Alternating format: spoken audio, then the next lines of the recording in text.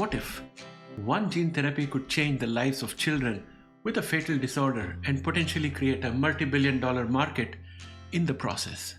Today, we are diving into Ultragenyx Pharmaceuticals and its Sanfilippo Syndrome program called UX111 to explore whether this is a rare investment opportunity or a risky bet. The PDUFA date for UX111 was 18th of August 2025, but in a press release on July 11, Ultragenyx disclosed that FDA declined to approve UX111 and instead had issued them a complete response letter and requested additional information and improvements around manufacturing related issues and observations from production facility inspections. Hey all, welcome back to ShareTreck, where we bridge the gap between science and investments, and I'm your host Raj. This is the first of a three-part series. Today we will understand the current situation and the opportunity. In the next video, we'll talk about the options in front of Ultragenyx to fix issues and move towards an approval. In the last video, we'll look at the stock price, potential price targets, and also do some technical analysis to size the potential upside in the event they get approved.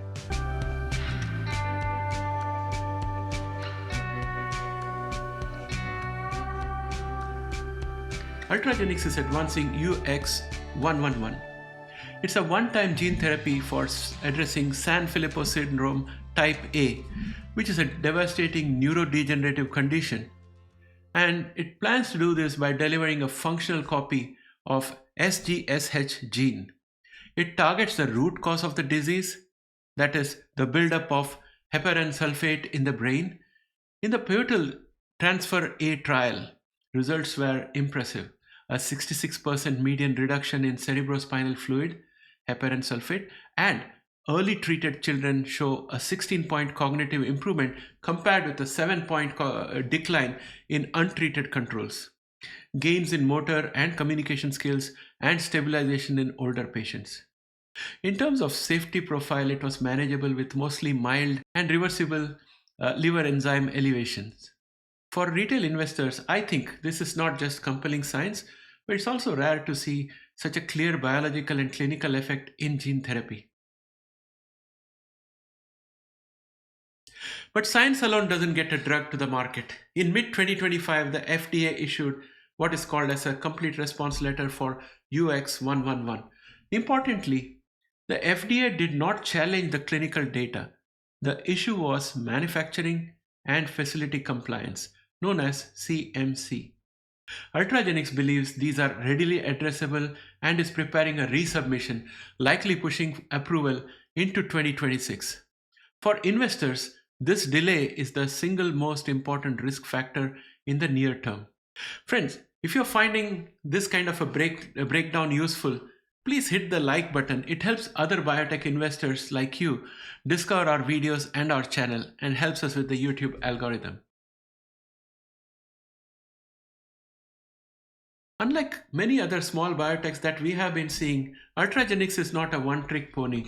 It's not a one-program company on the edge of running out of cash. It has approved products like Crystiva and Dojolvi or Doyolvi, I don't know how to pronounce that, which are generating hundreds of millions annually.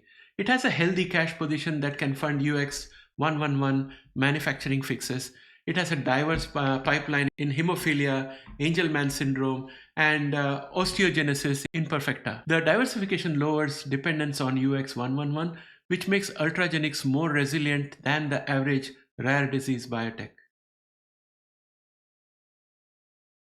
Sanfilippo Syndrome Type A is small in numbers, but the unmet need is massive. Children face progressive loss of motor and cognitive function with a life expectancy of 10 to 20 years. The current standard of care is purely supportive. There is no treatment that slows or stops the disease.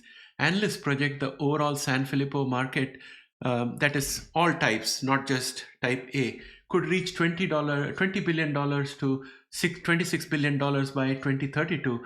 I've looked at data from DataBridge Market Research, one of the sources from where I got these numbers. That is, if a curative therapy takes hold. UX111, if approved, could transform this market from supportive care to curative therapy, creating both clinical impact and commercial value. The investment case is pretty straightforward. UX111 could be the first effective therapy for Sanfilippo Type A, supported by robust clinical data and regulatory designations like RMAT and Fast Track. The FDA's manufacturing concerns must be resolved. Commercialization will require scale-up and payer adoption, and rare disease therapies always carry financial risk due to high costs. Here's my view. Ultragenyx has strong science, solid financials, and a broad pipeline. UX111 could be transformational for patients and highly valuable for shareholders. But remember, the valuation depends heavily on resolving manufacturing setbacks. As an investor, you need to weigh the upside of a first-in-class therapy against the delay and execution risks. I am working on the next part of this series to explain the options available to Ultragenyx to get the manufacturing part resolved and satisfy the FDA. And yet another video is going to be on technical analysis of the company, where we'll be talking about potential price targets and the upside. If you don't want to miss those videos, please press subscribe and hit the notify button, and then you'll be informed as soon as those videos drop. And friends, if you found this deep dive valuable, press like to help us with the YouTube algorithms. Your support helps us keep producing content that empowers our retail investor community. That's all for now, my friends, and I'll catch up with you in the next video. Till next time, bye for now.